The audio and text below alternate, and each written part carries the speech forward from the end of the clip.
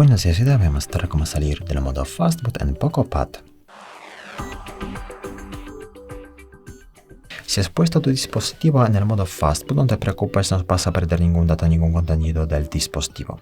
Para salir de aquí, hay que simplemente mantener presionado el botón encendido y esperar hasta que desaparezca todo de la pantalla y aparezca el logotipo de POCO. Entonces esperamos así.